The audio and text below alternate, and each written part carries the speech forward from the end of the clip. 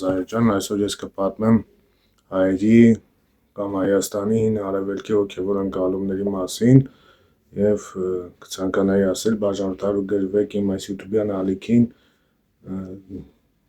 մեկնաբանություններ թողեք այս տեսարվակի տակ և հետաքրքիր դիտում ձեզ, շնորհակալություն դիտելու համար։ Հայ ու Հայաստանի մասին պատմությունն տեղեկությունը անդրադառնալու առաջին նախ հիշատակվում է հին արևելքի դիցաբանության և առասպելաբանության տվյալները մեր երկրի ու ժողովրդի մասին։ Դրանք բացառիկ են, բացառիկ ոչ միայն տվյալների վաղեմության և օտարների կողմից վկայված լինելու, այլև այն փաստերով, որ տեղ է գտնվել բազմաթիվ ժողովուրդների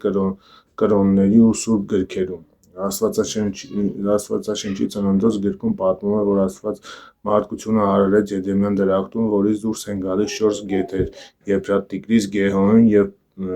Փիսիոնը։ Գիտնականները դեռևս վիճում են, թե որն է վերջին 2 գետերը, սակայն աներկբա է, որ Եփրատ-Տիգրիս գետերի ակունքների շրջանը հայկական լեռնաշխարհ է, այսինքն Աստվածաշնչի համաձայն Հայաստանն Եդեմի դրախտավայր է, որտեղ արարվել են առաջին մարդիկ և որտեղ պահպանվել է անմահության ու իմաստության սրբազան խորհրդանշանները, կենաց ու բարու և չարու իմացության ծառերը։ Ծննդոց գրքում պատմվում է նաև, որ ժամանակներ անց Աստված որոշեց մեղսագործությունների պատճառով մարդկանց ոչնչացնել ջրհեղեղով, որից հետո մի քանի բարեպաշտներ Նոյ նահապետի գլխավորությամբ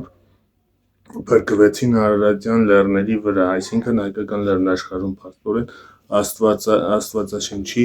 համաձայն Հայաստանը սրբազան տարածքն է, որտեղ արարվել է մարդկություն, որտեղ պահվել են անմահության ու իմաստության խորհրդանշաններ և որն էլ համաշխարհային ջրհեղեղից հետո դարձել է մարդկության վերածննդի երկիր։ Միևնույն պատկերացումներով գտնվում ենք նաև հին աշխարհի գրավոր այլ սկզբնաղբյուրներում, մասնավորապես հնագույն հիշակերքերում դիցաբանության մեջ պաշտպանվում էր իմաստության Հայը Աստվածը, որը Մայր Աստիծուհու հետ միասին մարդկությունը արարեց հայկական լեռնաշխարհում։ Շումերական դիցաբանությունում Արարատը երկիրը մշտապես մեծարվում է աստվածային սուրբ օրենքների երկիր և անմահների երկիր պատվանուններով։ Առաջին կապվում է հնագույն այն հավատքի հետ, որ իմաստության Հայը Աստծո մոտ հայկական լեռնաշխարհում էին պահպանվում տիեզերքի կառավարման սրբազան օրենքները։ Անմահների երկիր պատվանունը կապվում է համաշխարհային ջրհեղեղի մասին շումերական, նաև դրանից ծագող աքքադական, բաբելոնյան և այլ ազգերի ավանդազրույցների հետ, որոնց համաձայն ջրհեղեղից փրկվածները անմահություն ստացան և բնակվեցին հայկական լեռնաշխարհում, ինչը համապատասխանում է աստվածաշնչյան պատկերացումներին։ Հատկանշական է, որ միջագետքյան դյուցազնավեպում անմահություն փնտրող հերոս Գիլգամեշը բռնում է ճանապարհ դեպի Արարատը, գնում է Եփրատի հոսանքներ ի վեր, ճանապարհին հաղթահարելով Մաշու կամ Մասու լեռները, որոնք հայկական լեռնաշղարը եզերող Մասիուս կամ Մասիս լեռներն են։ Նույն պատկերացումը գտնում ենք Ալեքսանդր Մակեդոնացու նվիրված էպոսում, որն առաջին անգամ գրվել է առավել քան Քրիստոսից առաջ 240 թվականին։ Ըստ այդ, մեծ Ալեքսանդրը ձգտում է անմահության և կրկնում է հին արևելքի ամենանշանավոր հերոս Գիլգամեշի ճանապարհը։ Իրականում երբևէ Հայաստանը չմտած Ալեքսանդրը բռնում է ճանապարհ դեպի Հայոց աշխարհ, որտեղ ակունքներն են Տիգրիս և Եփրատ, իսկ ճանապարհին հաղթահարելով Մասիս լեռնաշղթան, այսինքն հին աշխարհում այնքան խորն է Հայաստանի իբրև անմահության երկիր մասի պատկերացումները, որ անմահության որոնման աշխարհահռչակ սյուժեում հին արևելքի ամենահայտնի հերոսներ Գիլգամեշը փոխարինվում է անտիկ աշխարհի ամենանշանավոր հերոս Ալեքսանդրի մեծ, ընդ որում երկուսի նպատակներն էլ անմահության երկիր Հայոց աշխարհն էր։ Այնտեղ էր պահվում առասպելական անմահության ծաղիկը, որը համապատասխանում է Աստվածաշնչի կենաց ծառի աստվածաշնչյան Եդեմի դրախտ երկրորդ իմաստության խորհրդանիշը բարու և չարի իմաստության ծառն է, որն Հայաստանը հին արևելքի հոգևոր ընկալումները ներկայացնում է իբրև հայաստանյան երկիր, նախևառաջ ակնառու իմաստության Հայ Աստծո մասին առաջավոր Ասիայում տարածված դիցաբանության պատկերացումներից, դրանից բացի հնագույն շումերական մի բնագիր համաձայն իմաստություն ու արվեստը ցած են բերվել Արարատա լեռներից։ Հինարևելյան դիցաբանության պատկերացման Հայաստանը ներկայացվում է նաև որպես աստվածների բնակատեղի, սրբազան մի տարածք, այդպես է ներկայացվում Հայաստանը Բերսոյի Ք.ա. 4-3 դարերում բաբելոնյան եռահատոր աշխատությունների էջերում, որը գտնվել է Միջագետքում սեպագիր արձանագրությունների հիմամբ։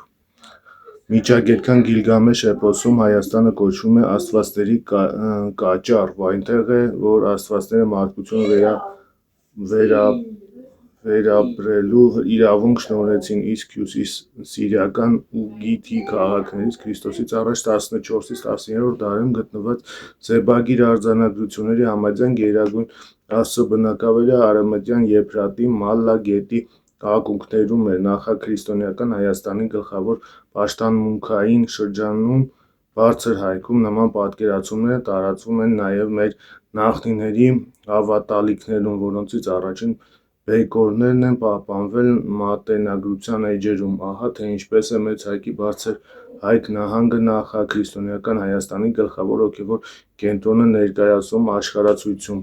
Այս երկրամասը իրապես, ինչպես ցույց է տալիս իր իսկ անունը, բարձր է ոչ միայն Մեծ Հայքի մնացած մասերից, այլև ողջ աշխարհից։ Այդ պատճառով էլ նրան աշխարհի գագաթ են կոչել։ Նա գետեր է արձակում աշխարհի 4 կողմերը։ Բարձր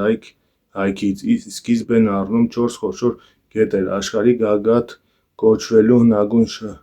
շրջանում այդ տարածքի աստվածների բնակատեղի համարվելու իշխանությունն է, իսկ այդ գագաթներից դեպի աշխարհ 4 կողմեր հոսող 4 գետերը ակնհայտորեն հիշատակվում են Աստվածաշնչում։ Եդեմ դրախտի սկիզբ առնող 4 գետերը Աստվածաշնչում Եդեմը հիշատակվում է արևելյան կողմում, ինչն արժանի է հատուկ ուշադրության։ Ծննդոց գրքի մեկ այլ մասում պատմվում է, որ Նոյի տապանը փրկվել է Արարատյան լեռներում, Իման Հայաստանում, որից հետո դեռևս մեկ լեզվով խոսող մարդիկ արևելքից գնացին Սենարի երկիր Շումեր և որոշեցին կառուցել երկրահաս բաբելոնյան աշտարակը։ Երկու դեպքում էլ Հայաստանը ներկայացվում է իբրև արևելքի երկրի, մինչդեռ հին կտակարանում գրի առած երկրներից այն դեպի հյուսիս է գտնվում։ Նման պատկերացումը առկա է բազմաթիվ հնագույն գրքերում ևս։ Միջագետքյան